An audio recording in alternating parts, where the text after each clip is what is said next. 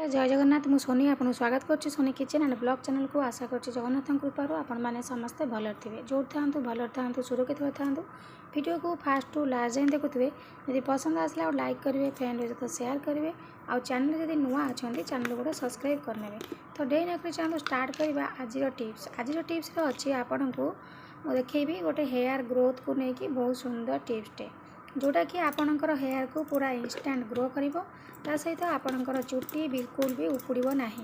तो बहुत सुंदर रेमेडीटे बिल्कुल भी आपको मैंने स्किप करूँ फास्ट टू लास्ट जाए देखो ना कि भी बुझीपारे। तो ये चलते आम प्रस्तुत करवा रेमेडी केमी कौन आप प्रस्तुत करेंगे आपन को देखे नौ। तो देखो ये मुझे चा गुंड टी पाउडर जोटा कि आम ब्लैक टी बनाऊँ से चा गुंड नहीं देखिपे। तो चा गुंड हूँ आम चुट्टी चा गुंड जो कैफेन अच्छी सी आम चुट्टी को माने हेल्दी रखी था हेयर ग्रोथ करी था आ चुट्टी मूल को पूरा स्ट्रंग करता ब्लड फ्लो को ठीक रखी था। तो देखो ये मुझे चा गुंड प्रथम आम गोटे कप हो कि गोटे ग्लास पानी नहीं जावा से पानी को आप जो बनइबे फुटे फुटे आप कौन करेंगे ना अधा मारिदेवे मारिदेले ही आपंकर जो जो जिनस ये आम आड करवा सब जाक जिनस आपंकर भल से काम दब से पानीटा को आप अधा ही मारे। तो देखो ये मुझे गली प्रथम चा गुंड गोटे गैस रे गोटे गिनारे मु पानी बसई देइछि। तो आप पानी बसई देबे। तो ये देखो आम से चा जो पानी बसई से पानी चा गुंड को पकई ना ये मुझे गोटे चामच नहीं चा गुंड। तो ये आम कौन करवा गैस को लगेदेवा गैस को लगे मीडियम फ्लेम छाड़ी दिंतु टकर मकर होगी भल से फुटापी।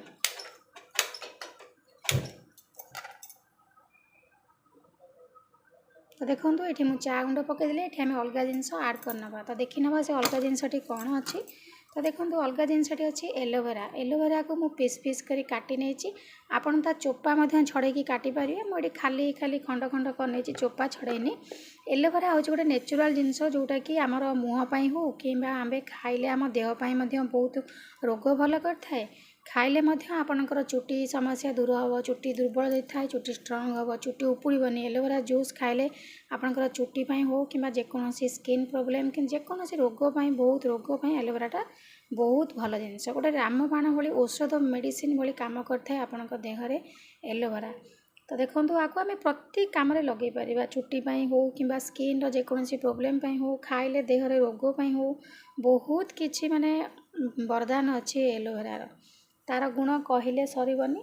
तो एलोवेरा जो आम जो गचर जदि आपण एलोवेरा न थाए ताले आप मार्केट में मिलता एलोवेरा जेल टी ने आपको बनई सारापर छाणी चा गुंड को से एलोवेरा जेल को मिसेक आप लगे पारे।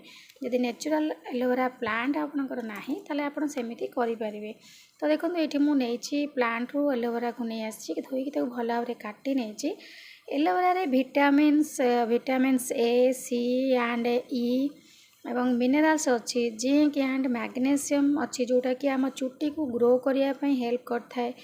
एलोवेरा आपणकर आंटी इन्फ्लामेटरी जो गुण अच्छी आंटी फंगल्स प्रॉपर्टी अच्छी आपणकर डैंड्रफ को दूर करता है आपणकर चुट्टी मूल जदि कुंडे हो कुंडे हवा दूर कर इन्फेक्शन दूर कर आपणकर चुट्टीर सबू समस्या दूर कर सहित आपणकर चुट्टी जदि उपुड़ुची बहुत मात्रा जदि उपुड़ुची चुट्टी देखिए आप गोटे सप्ताह कि 2 सप्ताह आपको व्यवहार करूँ देखिए आपणकर चुट्टी उपुड़ा पूरा कमिज बिल्कुल आ चुट्टी उपुड़ ही ना।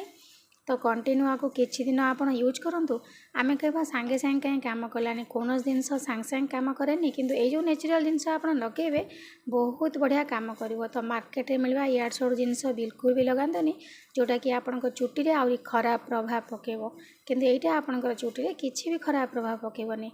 गोटे सप्ताह लगातु किसी काम कलानी गोटे 2 सप्ताह लगातु पूरा मसे लगातु तापर जानीपारे फरक आपणकर चुट्टी उपुड़ा केते कमिची आ चुट्टी केते सुंदर भाव में शाइनिंग करिवो चुट्टी डैंड्रफ दूर हम चुंडी कुंडे हो कुंडिया कमिज ता सहित आपणकर चुट्टी मूल को पूरा स्ट्रंग बनइब चुट्टी यदि उपुड़ुची पूरा कमेदेव चंदापण थाए जदि आस्ते आस्ते चुट्टी आपणकर बाल गहबा हम आ बहुत जल्दी लंबीबा आरंभ हम।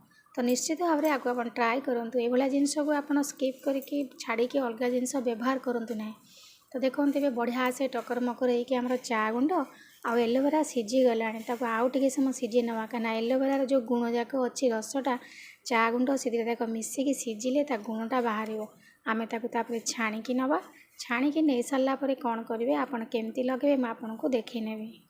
सीझीगलानी पूरा 10 मिनट खंड हो मुझे सीझे सारे एवं ताकू आम कौन करवा ना गैस को बंद करदे। बंद कर सारापर टे छाणी सारापर ठंडा हाँपाई छाड़ीदे। देखो मुझे छाणी नौची ये भाव में छाणी नियंतु आटे समय ठंडा हाँपाई रखी दिंतु। आपको आप कौन करेंगे तो ये देखूँ यही पानी को आपण कौन करेंगे ना गोटे शैम्पू पकईकि आपण चुटी की डायरेक्ट यही पानी रे ही शैम्पू सहित चुटी को सफा करें। नहेले आपण कौन करेंगे ना मुंड को सफा करदे। सफा कर सारा पर यही पानी को हल्का हल्का ठंडा हो सारापर मुंडे ढालीदे लास्ट को आउ माने पानी धोइबेनी यही पानी ही लास्ट को धोई नेबे। नहेले आपण कौन करेंगे ये पानी को चुटी जो सफा करेंगे ता पूर्व लगे कि समय छाड़ी दिंतु अध घंटा कि घंटाटे सुखा लगे तापर जाकि आप चुटी शैम्पू करूँ सबुठ भल हम आप चुटी शैम्पू करने। शैम्पू कर सारापर यही पानी लास्ट को आप पानी ही चुटी धोईदेवे अलग पानी आउ ढालिबे नहीं।